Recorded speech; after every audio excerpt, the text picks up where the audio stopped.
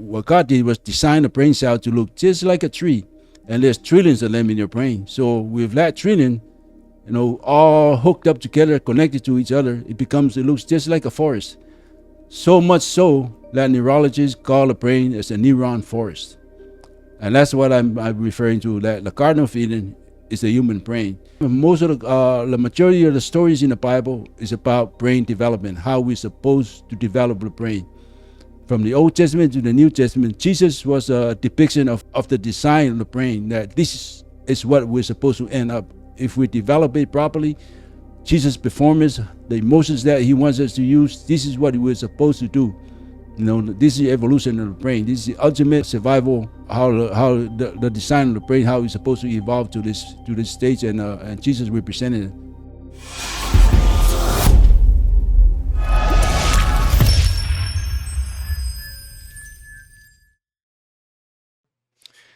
Welcome to the Magnificence of the Three, where we level up to remember who we are, why we are here, and how to do it better. My name is Jason Ford, and I'm here with my brother from another Timeout, Taumua.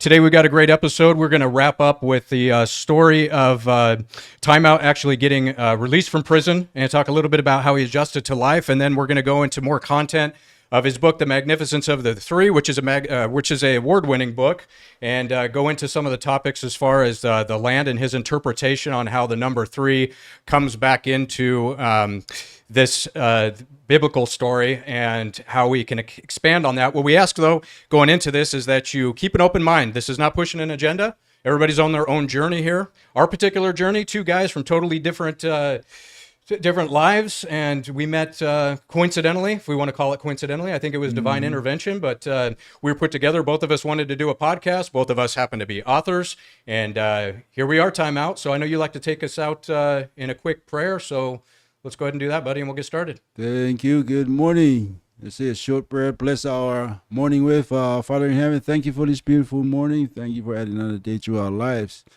Thank you for blessings given us, our families, our loved ones, and our friends, and the country as a whole, and the world as well. Thank you again for everything that you've done for us. We ask for your spirit be here with us today as we come out with another task, perform our task and our job that we are assigned to do. So thank you. We ask for your spirit to be with us today. Thank you again for all the blessings you give us. We ask all these things in your name. Amen. Amen. All right, Timeout. Let's go ahead and so the last episode we had talked about how you were doing time here in California and how you were in solitary. You became discipline free. You ended up finally getting your freedom and getting out into the free world, and wrote a book. But I wanted to talk a little bit, and I'm going to learn something here because you and I haven't talked about this yet, which is the day of your release and then the adjustments coming into society. And if you're new to the podcast, you want to go back, it's all chronological order. We go through kind of how Timeout and I met, and then how Timeout came over from the islands, ended up in prison here in the States for 27 years, ends up getting out, writing a book. Him and I meet. We're doing the podcast. Here we are right now.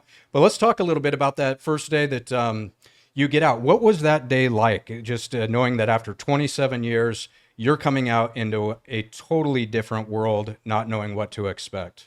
Oh, when they say that word surreal, when people use that word, that's exactly, how I felt that day. That's how my day that day was defined for me, surreal. It was, you dream of these things, you never expected it to come, and then it happened. And it was also a bunch of drama when I got out, but anyways, I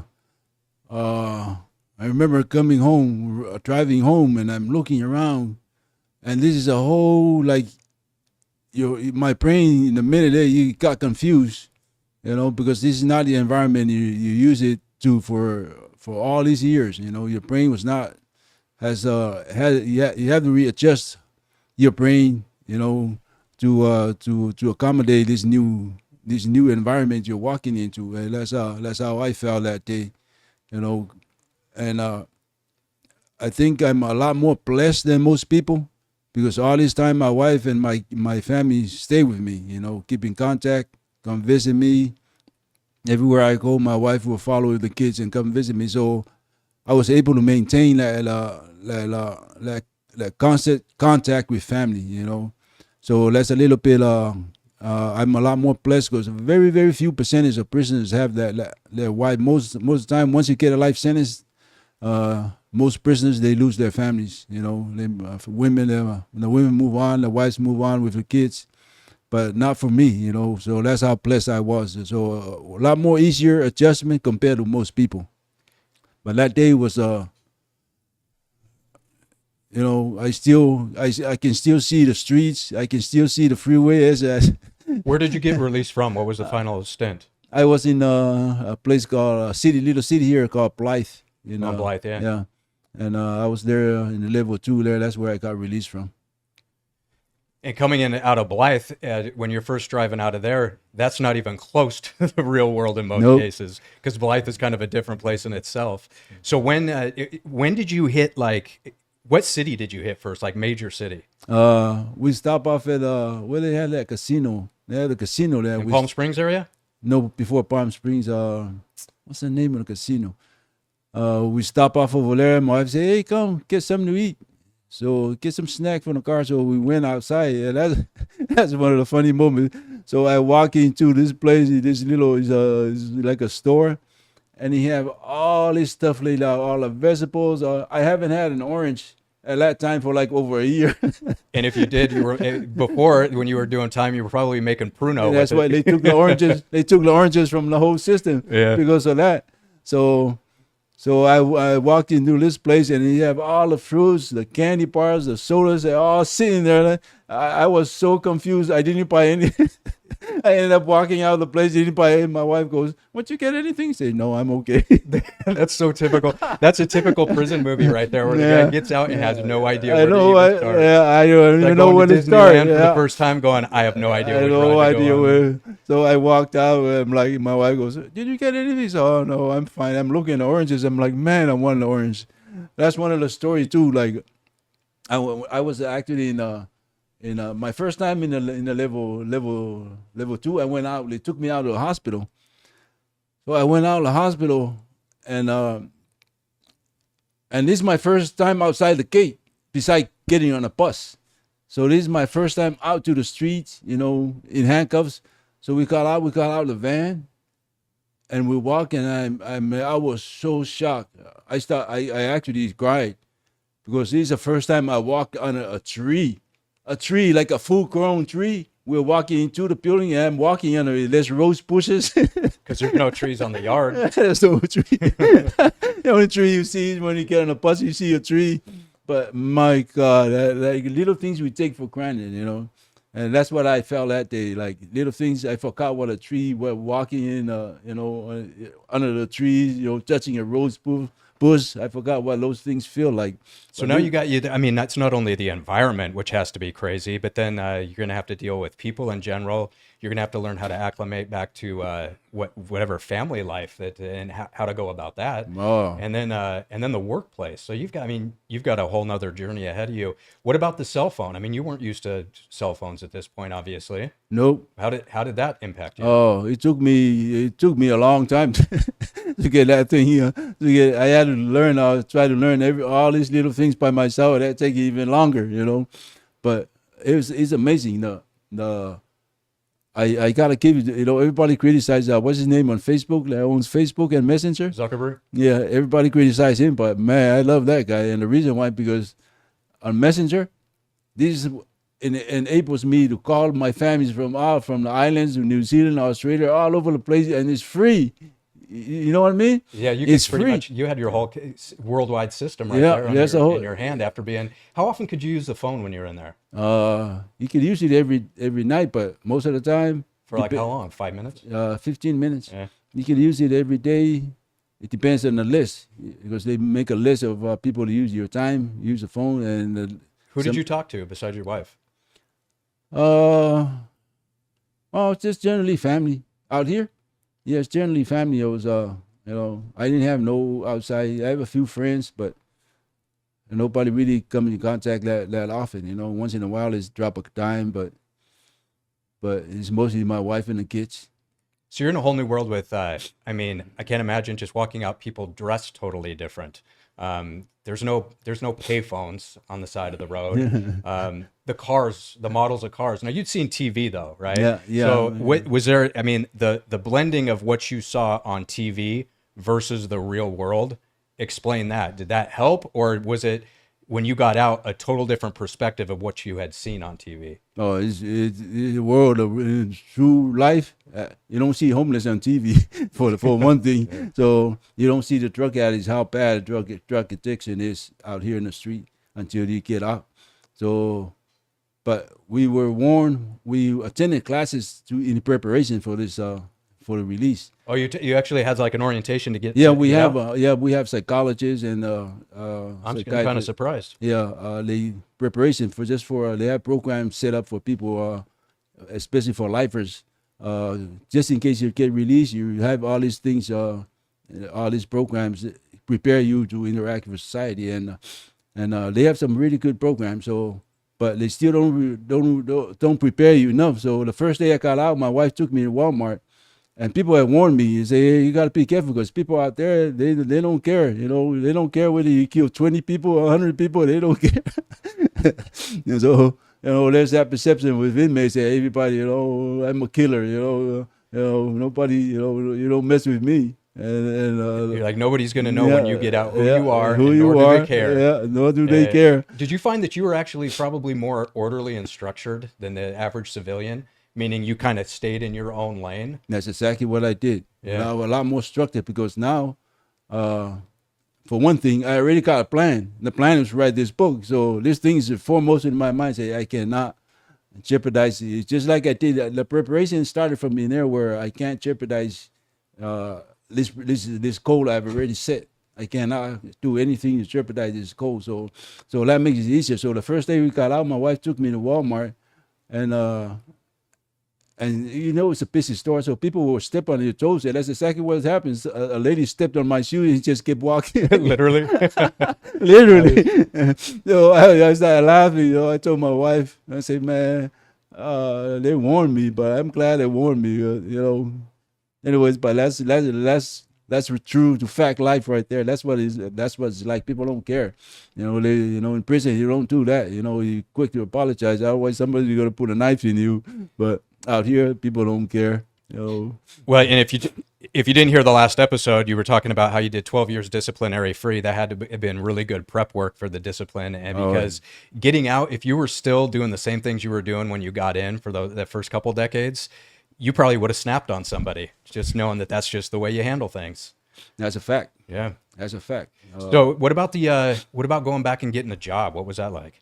Oh, that was even harder because now, at the time, there are only few companies will ignore the fact that you were incarcerated. Like, it's mandatory for you to put that down. And so it's a lot more harder. So I had to go through temporary agencies, employment agencies. I had to go through them. And that's even more worse because now, most of the time, when I first got out, I was just doing general labor. I wanted to go to school. But the problem was if I go to school, then it distracted me from the project that I want to start, writing a book. So I ended up doing general labor. You know, so you had to do no thinking. You just use your body for stuff. And then I end up working with a lot of general labor, the average riffraff, the kids. And that's those guys. I mean, those kids. I'm like, I can't work with these people, man. I'm gonna end up doing something. You know, these are scrubs, man. You know, they don't. You're basically back in the same environment, but they're not locked up. Yeah, they're pretty much doing most of the manual work. labor. Yeah. You're doing most of the work. In this case, you will find every way to avoid doing the work they play, you know, so that's a stress. And you probably worked your ass off too. Oh, I did. Yeah. I did. And then, but that's one of the worst thing about employment is that's why I encountered a lot of racism, you know, in the employment. You know, it's not, it wasn't you know, the whites that's doing the racism. It's actually the colored people doing the racist stuff to you, you know. So you have to have your own people, you know, in place where they run the employment. That's one of the things that I learned. You have to have your own people, otherwise you can be stuck in a problem. These people will move people up their own racial group ahead of you, you know. So I learned that's one of the things I learned in job employment when I first got out. Well, that was one of the whole points of you and I doing this podcast. Not only talk about our different experiences and how we might be able to help people integrate more and do life better, have some sort of an archetype for life. But the separation, even within, like you said, the cultural and racist divides, it's amazing. Like you get out and you're saying you don't even really experience white people is racism, but there was races going against each other, Right. you know, Right. minorities going against each other, and that's where we're at. So that's why I want to make sure it's very clear as we go through this material, is we're not saying any of this is right or wrong. It's a different perspective. It's a different perspective that you've come up with, and I think it was a divine intervention. However, you go through and write this book being fairly uneducated, just reading a lot in prison, and you just knew you wanted to write a book about God, and all these things started coming through you and the magnificence of the three, because within the Bible it seems like God does things in threes. And I actually started reading a book this morning. I can't remember the title of it, but it's a real short read, and somebody had recommended it. And the foreword, the author says that he had a hard time coming up with a title for the book because he didn't know how to leave God out of the title. And that's pretty sad, because he's like, well, as soon as I say God, it's going to turn off so many people, but this is an important message. So I had to change the title. It's Infinite something. I can't remember what it was. However, it's sad that we've come to that point where I was thinking about this too. Did you have to learn the Pledge of Allegiance when you went for citizenship or anything? No. Okay, so I pledge allegiance to the flag of the United States of America and to the republic for which it stands, one nation under God, indivisible, with liberty and justice for all. We don't seem to see that at all in society right now. So this is the reason I bring that up is this is a lead in to what you're talking about, which is you're going to talk about a little bit about what you see in the Declaration of Independence. You're going to talk about the land of the promised land, in your opinion, your interpretation, versus Israel. Okay. Right. So don't get turned off if you have no knowledge of the Bible. I'm not a biblical scholar by any means, but some of this is interesting because of what's going on currently in the Middle East. And this just vengeance. I'm going to attack you, then you're going to attack me. It's just vengeance. It's back and forth. And we know that fighting fire with fire is basically insanity. And so you have some theories by going through the Bible on where the promised land lies based on your research and your interpretations. So anything else you wanted to add, though, before we go into that with coming out and adjusting to society before you wrote the book? Or do you want to talk on writing the book at all before we get going? Because there's probably new people watching.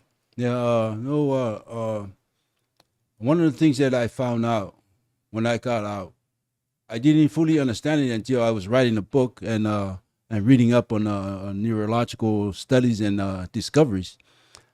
What I found out was that one of the things that was missing, I had problems with directions, like going places, I get lost. So I've always had, and I couldn't figure it out. I was like, man, I gotta be one stupid. I couldn't figure it out. But then as I was writing the book, I started reading up more about neurological, about how the nerve, your brain cells work. And that's when I realized that, when you don't constantly let's say perform a task like a habit, like going places, there's a neuron for that task alone. And if you don't use it, that's what the brain does, is remove the neuron from your brain, the connections of the neuron from your brain. So when because I was just stuck in prison, I wasn't going anywhere but going from cell to cell. That neuron connections to that neuron was pruned out. That's why when I got out, I couldn't figure out directions. I couldn't figure out north and south yet. Even when I'm using the maps, I couldn't. And then I finally figured out, that's what I got to regrow these connections. So now I'm better at it. And that's because the connections to this brain cells has already been replanted, regrow, and it's now growing. It's growing stronger because I'm constantly using this cell. Well, that makes sense, because you basically had a map ingrained in your head of the same walk much every single day. And then at one point you were doing 23-hour lockdown, right? Yeah. A lot of times that was that. So that brain cell. So what I'm saying is important that you establish good habit, a habit that you want to use for survival purpose. You want to strengthen it. You want to do perform that task every day when you get a chance, because it strengthens its connections, and that stays in your brain for you. So that's one of the lessons that's out of the book. My understanding of how the brain cell, which by the way is called, this is what God referred to as the Trion Knowledge, is the brain cell. So, but that's one of the things that I had problems with when I got out. Just to link it to the book. So Trion Knowledge, as you're claiming in the book, is essentially development of the brain. The Trion Knowledge is a brain cell. God did it so beautiful. What He did, it was made simple. He designed a brain cell to look just like a tree.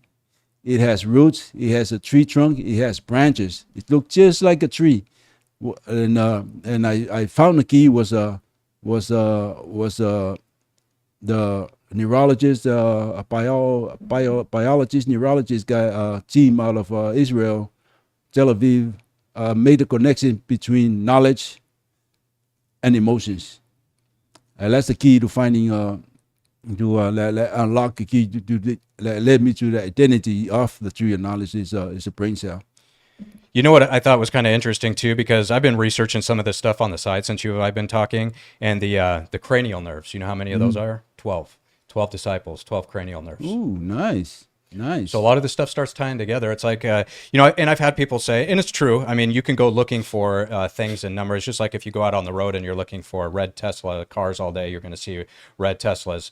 However, there's a lot of coincidence in here, if that's what it is, right, with the number 3s, 7, 12, 9.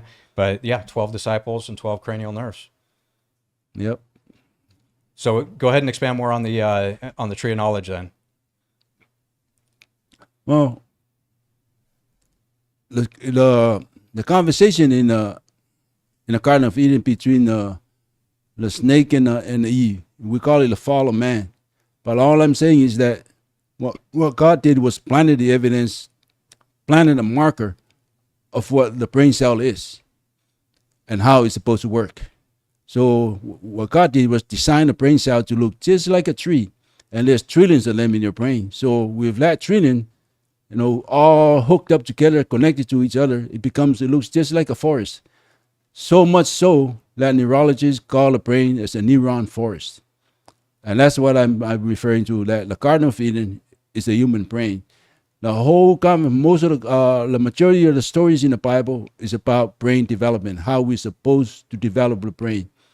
From the Old Testament to the New Testament, Jesus was a depiction of how of the design of the brain, that this is what we're supposed to end up. If we develop it properly, Jesus' performance, the emotions that He wants us to use, this is what we're supposed to do. This is the evolution of the brain. This is the ultimate survival, how the design of the brain, how it's supposed to evolve to this stage, and Jesus was a representation of that. So let's transition into the so tree of knowledge. That stuff we talked about in previous episodes. Right. So we don't want to go down on a tangent on that. However, you wanted to talk more about, in the Bible they talk about the first land of milk and honey, and that's where we're going to transition to next. And I think you thought that you're passionate about this. You thought that this was important because you felt that we need some awareness across the world, but especially here in the United States, coming up on elections. And I'm just going to say my personal take on on politics. If you were to ask me, put a gun to my head and say, vote for this person or that person, I'd say pull the trigger. I don't think we're in much control of who comes into power. That's just my take. So I'm open to this, but why did you feel it's important to come into some of this information on the land of milk and honey, and in the Bible and the Old Testament, what God says about Israel, and how the number 3 comes into that equation, and why we should pay attention to it, if it is indeed a prophecy for what's going to happen. Yeah. One of the things I discovered while doing research in the book was that the oldest DNA that was found in Native American was a Polynesian DNA, 17,000 years ago. So what that became very important to me then, that we look more, get this information out to the community, let them review it properly, get some experts to it, and see how they feel. Because this land is a Polynesian land. It's one of those. So let's back up real quick. Where did you've brought this up before? Where did they find this person in the States? Right? Yeah. Where at? It's the Black. He's from the Blackfeet tribe, Idaho, I believe, or Montana. Yeah, Montana. Yeah. Yeah. And there was Polynesian DNA found in that. The oldest DNA found in American native so far, 17,000 years ago, is from the Polynesian DNA. Well, I think that's why we're going to end up finding out that our history is not what we think it is. And Right, you're seeing a exactly. lot of it on, like Graham Hancock does some great stuff on ancient civilizations. I think our history is going to be rewritten the more this stuff is found out about. And it's crazy because even in things like archaeology, the ego gets involved and then the truth is hidden because it's like, oh, and it can't be that way because that's not how I originally wrote it and I don't want to look bad. So Polynesian, which is essentially your ancestors, Right. yeah. So you had a passion for that to come out and look at, okay, what's the true history here of this planet in general? So go ahead. I didn't mean to interrupt you. Okay, so that's why it was important. It became very important to me, but for some reason, what opened up the conversation first for me, why I included in the book was a question about who, when God assigned Israel as his tribe of priests, who were they supposed to be priests to? Were they supposed to be priests to one another, or they were supposed to be priests to the world? Was their job was to bring God to the world, or they just supposed to be like discussing God amongst themselves and leave it at that? Today, the Jews still believe the Israelites and the Jews still believe that that God is their God. There's nobody else God. Only them know God. So unless one of the mistakes, they don't see the clues that were laid out for them, and they were very, very simple. And that opened the conversation up was, who were they supposed to be priests to? If they were supposed to be priests to one another, then they're not supposed to be out here in the world. They're supposed to be on that land. But that's not what happened. God kicked them off the land. Not once. This is what the Magnificent of the Three was involved in this thing, because God kicked them off the land not once, not twice, but 3 times. They were enslaved by outsiders and took them off the land, burned Jerusalem twice. So this is really important. And the reason why I'm arguing in the book is that the reason why God did this because they were supposed to be priests to the world. And that is laid out in Leviticus 26. They were supposed to be priests to the world. So even today, well, we'll get into it a little bit later, but that's the question that opened up why they were supposed to be there. And then you go in Leviticus 26, laid out the reason why God said Leviticus 26 was recorded before Israel got to the land. For some reason, God knew that what was coming to them and laid it out in Leviticus 26 that eventually God knew that eventually you're going to worship idols, and God laid out that foundation for them in the 10 Commandments that once you worship idol, I'm going to kick you off the land. And that's exactly, the land's going to rest without you. So that was how one of the things that predicted what was to come for Israel regarding the land. But the second question was this. I asked was the difference between a covenant and 10 Commandments. In a covenant, if you read through Exodus, and God had told them, Israel, to go take his land, but you take it by force. You take it with blood. And then this is the covenant between Abraham and God and Abraham. And then God issued the 10 Commandments. God forbade exactly what he told Abraham to do and his descendants, that to take his land by force. So this is a contradiction right here. So the question is why this is an obvious contradiction. This is what a lot of people complain about, that this God was violent and this and that. And then comes Leviticus 26. Leviticus 26 set conditions on keeping the land. You have to do this, you have to perform this. What God said in the commandments is, do not worship idols. I am your God. Do not worship idols. And then Leviticus 26, God set that condition in Israel. For you to keep the land, do not worship idols. Once you worship idols, I'm kicking you off the land. See, people don't talk about this stuff because they don't see I don't know if they don't understand it or they ignore it. But the difference between the 10 Commandments and the covenant was that the covenant was a contract. The 10 Commandments is a law. So I'm arguing in the book that the 10 Commandments is like a constitution of a country. The covenant is just like a contract. So what controls what? The Constitution controls the contract. Constitution, the 10 Commandments as a constitution set up the conditions for Israel in keeping the land. And once you violate those conditions, the covenant is broken, because the contract can be broken once you don't perform on those satisfy the conditions set up for you to perform. So that's one of the questions you open up the conversation about the land. These are the two questions that I had asked, and then things got kind of fell into place and opened up for me. So, because Leviticus, if you go through it, and once again, I don't know the Bible real well, but I did read some of it as you were talking about, hey, go check out this scripture. Leviticus is pretty hardcore. It's pretty medieval. Some of the stuff, it's very strong language, a lot of God-fear talk. Right. And so you're saying that there's some contradiction on whether or not God was one to be feared or one to be a loving God in that scenario? Is that the contradiction you're talking about? No, the contradiction was how the covenant and the Ten Commandments. The covenant contradicts the Ten Commandments. You see, God had told Israel, "You take this land. This land already belongs to people. Take it by force, but then take it by do force. not kill your neighbor." Yeah, but then come the Ten Commandments, and the second most important commandment is do not kill, do not steal from your neighbors. So what is this? What does this mean? And then Leviticus 26 comes in and say, "This is what happens.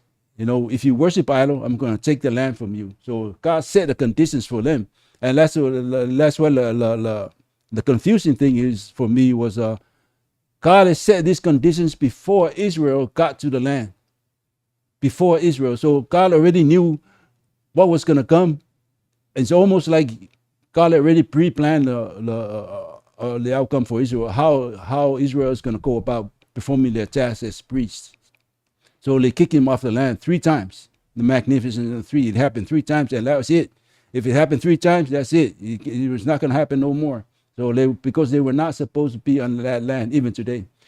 So, and you'd also, going back to the magnificence of the 3, so going back to the number 3, you were talking about one group representing the negative and one group representing the positive. And that's one of the things that also everybody miss is because Israel was designed, the structure was designed by God personally, they had to be structured as a magnificent of the 3.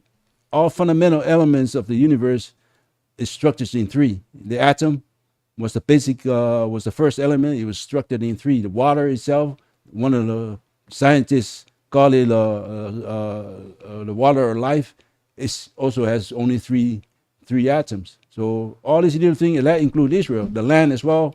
So there's going to be 3 land of milk. We'll explain that a little bit more later. But Israel was designed as a magnificent of the 3. It means there's a positive and a negative.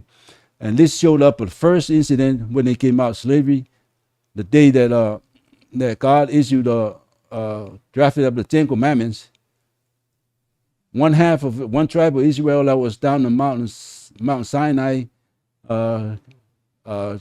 grafted up the golden calf, the idol. So this was the first incident that represented that God showed us of who Israel was. So when Moses came down, he ordered the other half of the other tribe of Israel, the Levites, to slaughter this guy. So here, God showed Israel with 2 tribes. There's a negative and a positive Israel. So this continues later on down the line. Israel again divided itself into 2 groups. There was the northern tribes of Israel and the southern tribes of Israel, and they got into a civil war. And that's when, after this civil war, God kicked them out of the land. First, the Assyrians came in and took the northern tribes. That's the first time. The second time, the Babylonians came in, took the rest of Israel of the promised land, and burned Jerusalem to the ground. So this was the second time. The 2 times that God kicked Israel off the land, but when they divided themselves into north and southern tribes, this is a continuation, another planet. God planted the evidence of Israel as a fundamental element of the design. So today, people don't realize, they don't teach the Christians, this thing, that there are 2 Israel today. There's a Zionist Israel and the diaspora Jews. Again, the fundamental element still continues today of the design because they had to be in 2 different groups. They had to be divided. There's always to be a negative side of Israel and a positive side of Israel. Today, diaspora Jews call the Zionists evil people.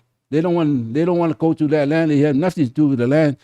the diaspora Jews believe they follow Leviticus 26. They're supposed to be, they're not supposed to return to that land. So those are things that they don't teach the church. They don't. The pastors and the church don't teach the community. And so that's not inherently good or bad. What you're explaining is that is the structure of the universe. It's the structure of the atom. It's positive, negative. That electron that creeps around, that has that negative force, keeps the actual atom or the element intact. And we talked about electron capture and how that electron every once in a while falls into that and the element actually transforms into a different element. And by the way, going back to water real quick, I don't know if you've ever, this is a side note, but I thought it was interesting because you mentioned water.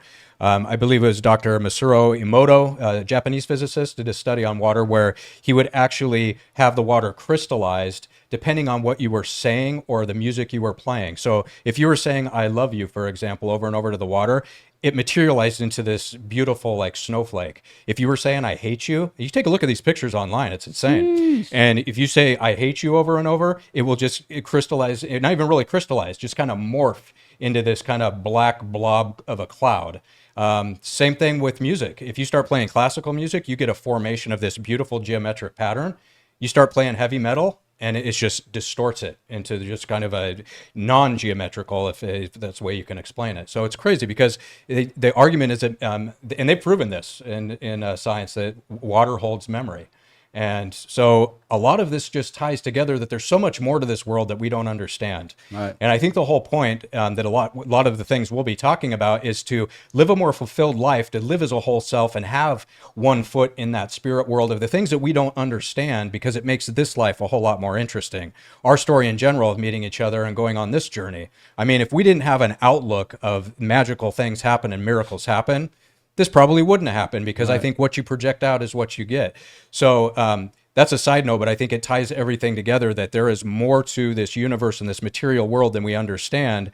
And the way that you explain how the magnificence of the three comes in, maybe just a certain perspective that explains why things are the way they are because of this consistency of these numbers within the Bible. Right.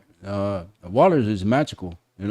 As I explain in the book, as I claim in the book, water is the only thing God did not say He created. He created everything else except this water. This is why, but it was there for a reason. Well, you say that because in Genesis it says something about the water already being there, right? Right. When in Genesis 1, God said He created the universe, heavens and earth.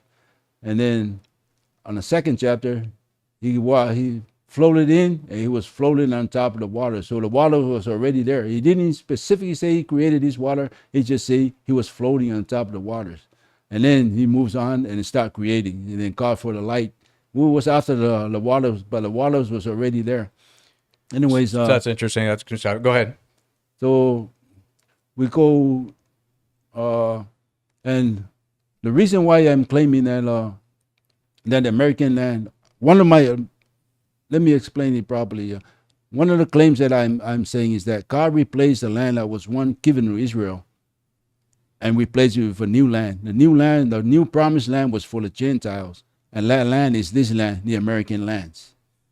So let's explain Gentiles for the users. Gentiles, non-Jewish people, correct? Non-Jewish people. Everyone. If you don't have if you're not tied to Abraham, that's by Gentile. definition. That has nothing to do with race, culture. That's by definition. If you don't have Abraham's bloodline, you're a Gentile. So when God returned and included the Gentiles as priests, reassigned the task of priesthood to Gentiles, allowed the Gentiles to be part of this task. It came with the land, and that land is American land. So. And then I got all the evidence laid out. There's a lot of it. If you're interested in this thing, with elections coming up, grab a copy of this book so you can understand more. You hear people say that this land is a Christian land, and that's because the forefathers were all Christians, but they have little understanding of how this nation was formed under God's plan.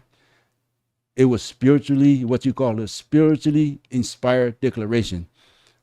So let me read you guys the first why I believe the blessing was the first marker God left here of how He changed this land, how he changed the blessings from the land that was once given to Israel to the American lands.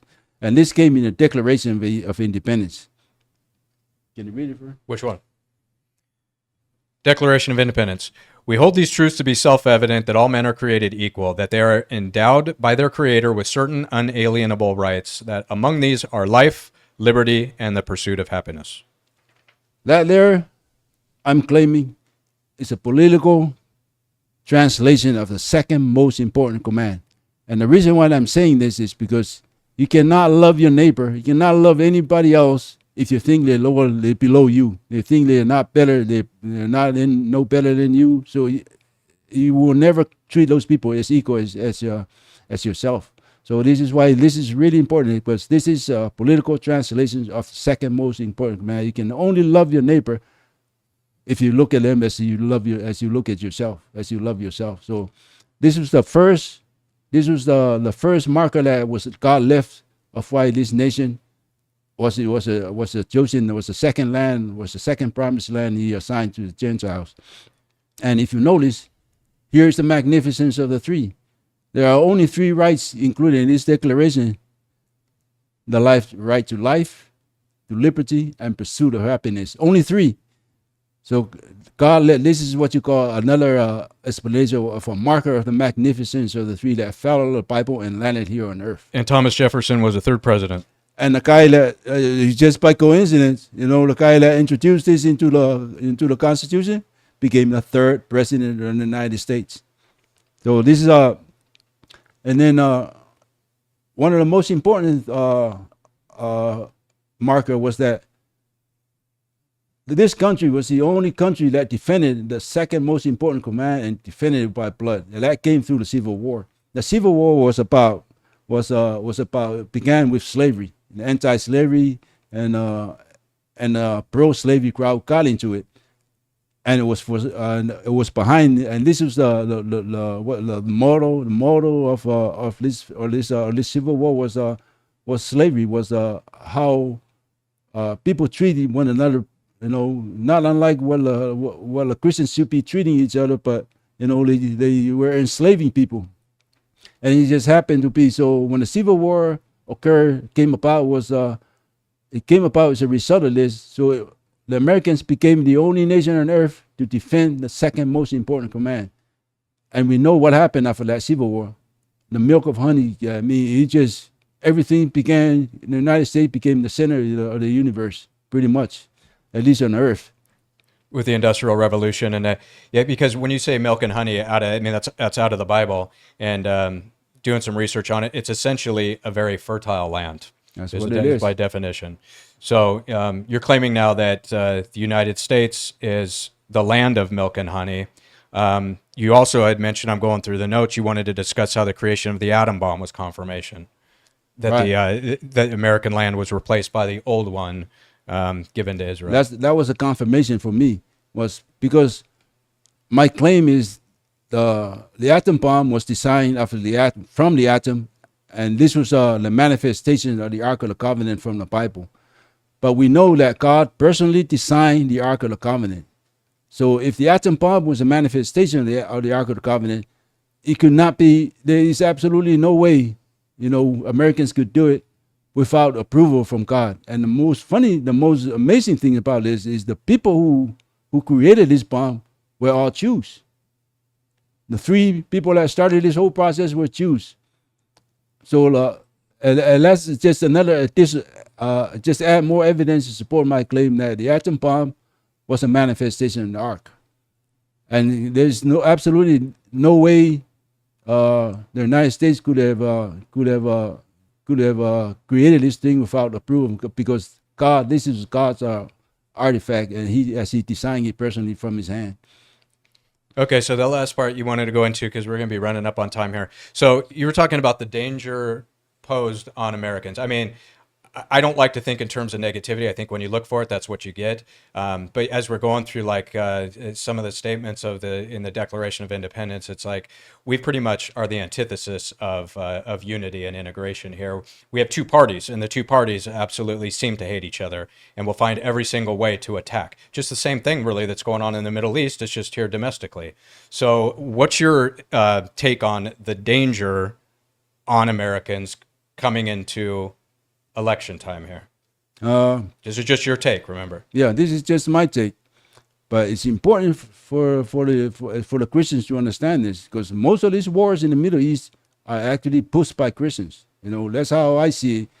They're trying to bring the end of civilization. They're trying to start a nuclear war because they wanna prove that the Bible, that God is real, by killing everybody.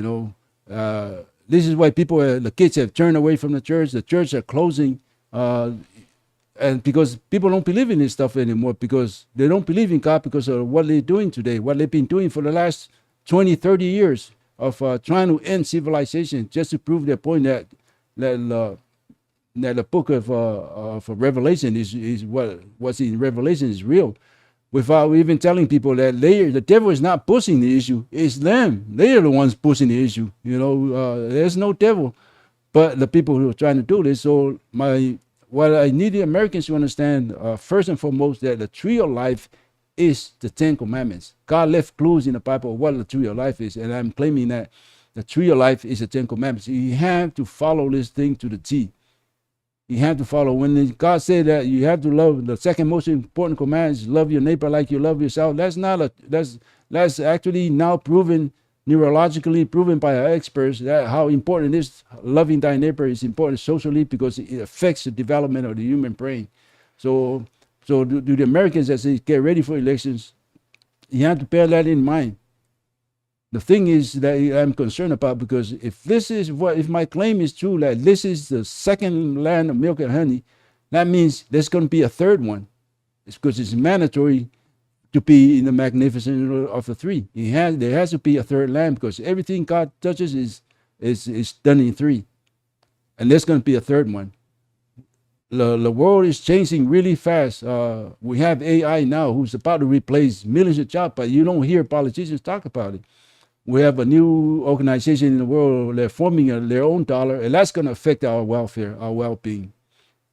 And that's the violence that's going on in the Middle East today. The incessant, like without conscience, they're dropping and killing babies, and to keep this land. God already kicked Israel off the land 3 times. It's in the scripture. Leviticus 26 says, when you do this, you're off the land. It means you're off the land forever. You're going to be my people. There's only one condition that was God kept in the covenant, as in Leviticus 26. The diaspora Jews know this and follow it, and they're following it today. You're going to be my people. Wherever you're going to be in your enemy land, you're going to be my people. That's part of the covenant that God didn't say he'll never break that. But the land, he could break, because he put conditions on that land on how to keep it, and then they didn't follow through. So that's how important it is, this upcoming election. And we'll talk more about it. We're going to use scriptures in the next 4 or 5 shows just to show you the things that they don't teach you in church.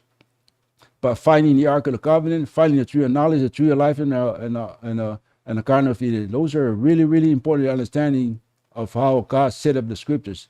I know some of the Jews are listening. If you come to listen to this show, you're gonna, just like a lot of them on groups that I'm on, they condemn me for talking about the Torah. They say only they know the Torah. So my counter to them is, God did not show you what the Ark of the Covenant is. He took the Ark of the Covenant from you guys and never showed you. I was just playing with them, and they get mad. But these things are real. They are factual. To the Christians, these things are real. God, I know you guys claim that you love Jesus. Jesus is going to save you. Jesus is not going to save you for the things that you're doing today. And if you go by the magnificence of the 3 structure and the design, God's going to move that blessing from this land. And that's what you should be concerned about. You're talking about civil war today. I mean, these are the Christians talking about civil war. They want to break the country. You have to install somebody there, and that's a horrible thing on how you teach your kids. So, what to teach about Jesus and the church. You and I had talked on the way over here, and it's funny when you start looking at some of this stuff online, and you start just glancing through the comments. It's somewhat disgusting, but I don't want to label anybody. It wouldn't make me any better. But some of these comments, as soon as you start getting in discussions about politics, God, organized religion, Jesus, Buddha, Krishna, it doesn't matter. you start getting these people get offended. People get offended way too easily. I joke around with you. It's like, I think my comeback is, I'm offended, you're offended. Like, there's no reason to be offended with what we're talking about here. This is just a different perspective. However, even to the point where, what if Jesus didn't exist, which a lot of people, Jesus never existed. I don't think that's the point. The point is, are you following the message? Are you trying to follow and live in the way of Jesus, whether or not that was a real person or not? That part becomes irrelevant, but everybody argues over that instead. But they're missing the core message, right? So what else did you want to wrap up with before we got to wrap up here? The message is nobody follows. The message is there, but nobody. The reason why a lot of people are anti-Christians today is the churches are closing. That's because of the violence. The church is a very, very violent institution. We know this. Today, people still ignore it, but the facts are laid out here right here on live TV. A congressman talks about he was questioning a professor about a protest against the war going on in Israel with Israel and the Palestinians, and this guy is talking about, you're not going to take my blessings from me by condemning Israel. What he's saying is that by supporting the killing of these kids, the Palestinian kids, America's going to get blessed by God for that. I mean, haven't you read the Ten Commandments? And that's the kind of thing that the kids don't avoid churches. They laugh, they question you about God, and they make fun of God. And that's because of this. This guy is a leader of a country talking about killing people will bring blessings. That's not what Jesus is about. That's not the message at all. So we gotta stop. I'm kidding. Get fired Get up. fired up. We're getting all fired up. It's all good, man. So let's wrap it up there. But and we'll cover more of this in future episodes, because this stuff is pretty hardcore, some of the topic, and it's controversial, and that's fine. It's just let's have a discussion about it. And there are a lot of great points you make as far as the coincidence or perceived coincidence of all these numbers in the Bible. When it's all said and done, I think we sit back and go, which side are we going to take? Are we going to take the side of a polarity of negativity or positivity? And that means that, are we going to decide to treat others the way that they would like to treat themselves, or the way that we would like to be treated? Or are we going to continue to point fingers? Because none of this is going to change unless people change themselves internally. Instead of playing the blame game, pointing fingers at each other over and over again. Same thing that's going on in the Middle East. I attack you, then I'm expected that you're going to attack me, and we'll just go ahead and play ping pong back and forth until we destroy each other. Until people change themselves on the inside, none of this is going to change. And you have a choice. You can either choose to think in a positive direction or a negative direction. And if you choose the positive side or the negative side, it doesn't matter. But if you choose the path of positivity, which I believe is the easier path to go in life, with just being blessed, feeling gratitude, understanding, allowing other people to be themselves and being your true self, share your unique gifts with the world, and live that way instead of all of this pointing of the fingers and separation, you'll find that your particular reality, and we'll go into some quantum-based physics where it's been proven that, particles that are long distances away are affected when another particle is expressing a certain behavior. This is going to be something that you have to start thinking about with the structure of the reality we live in, which is, if you're going down a state of, I'm going to change the way I look at things in the world, and I'm going to see them the way that I want to perceive them, your reality starts changing. So if you start going down this path of viewing this world in more of a positive light, there's a good chance that you're going to see some of this negativity in your particular reality fade out, and you shift into a parallel version of the earth. That's going to sound crazy to some people, but we're finding out more and more that this is the way that the structure of reality works. Right. You have that choice. Are you going to go in the positive direction, or are you going to go in the state of negative and separation? Right. So let's go ahead and you can take us out with a quick prayer, and we'll wrap up, my man. Thank you for joining us. My apologies if we're saying anything that's offends you. All we're doing is giving the information, passing the information that you may decide of, because the world, we need to improve this world. I'm 64 years old. Ever since I grew up, that's all I see is a restless world, a violent world. Man, we have to end this somehow, some way. We have to figure it out. But Listen to the conversation that we have, read a book, and see what you can pull out of there. See if you can do something to improve the situation. Take it one person at a time, it will be okay, I believe. So with that, thank you, God, for another blessing. Thank you for your Spirit being here with us today. We can ask for your Spirit to lead us and protect us and protect this nation and forgive its collective sins. So we can rebuild. We're here to bring out information as you showed us to share with the community. So ask for your blessings for this nation overall. Thank you again for all that you've done for us. We ask all these things in your name. Amen. Amen.